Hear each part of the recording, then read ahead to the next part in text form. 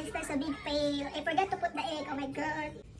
So guys, ito po yung mga ingredients. So, meron pong dapat kayong flour, milk, baking powder, salt,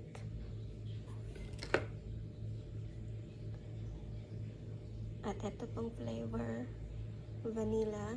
Depende po sa inyo kung ano pong gusto nyong flavor. And mga measurement cups po. At oil po. Mamaya po kuha po ako ng oil doon sa kitchen. So, for the complete recipes po. For the complete recipe.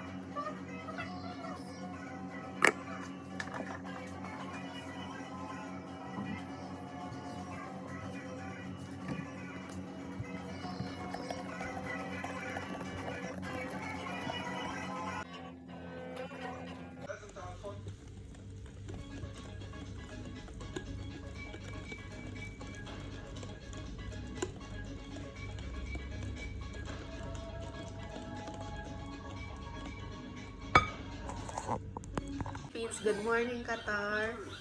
Good morning, Philippines. Good morning, Qatar. So yun na nga guys, nakagawa na ako ng pancake.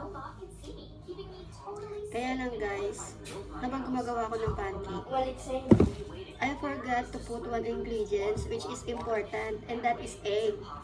So, as soon as I remember, immediately, kumuha na agad ako ng egg at nilagay ko. Pero ngayon, tinaste ko naman siya. I taste both. This one is without egg.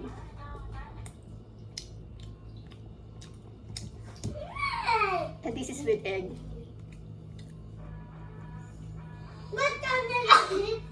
And they are both taste good. So, tingin ko, it doesn't affect naman. So, yung mga hindi gusto yung maglagay ng egg, pwede rin nyo rin palang gawin itong pancake kahit walang egg, kasi okay rin naman pala yung lasa.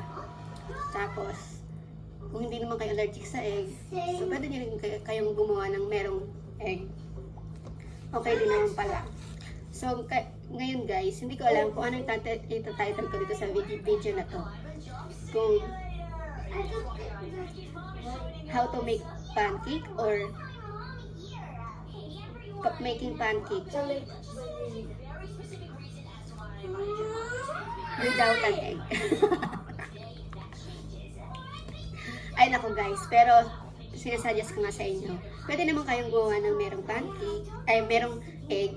Pwede rin kayong gawa ng pancake na walang egg. Kasi na-realize ko na okay din naman pala yung lasa.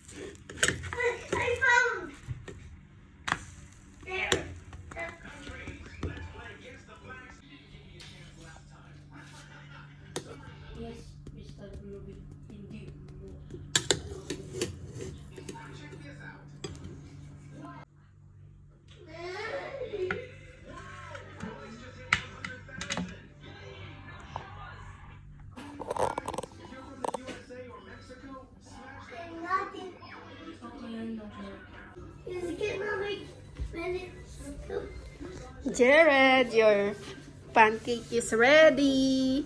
Wow. But very hot. Yeah, it's hot. Just wait for a while and then you can eat. Kuya. Jairus, your pancake is ready. Jared. Only Rani. Second, but it can shoot some like this one. And it make me tight or something. And it should all around.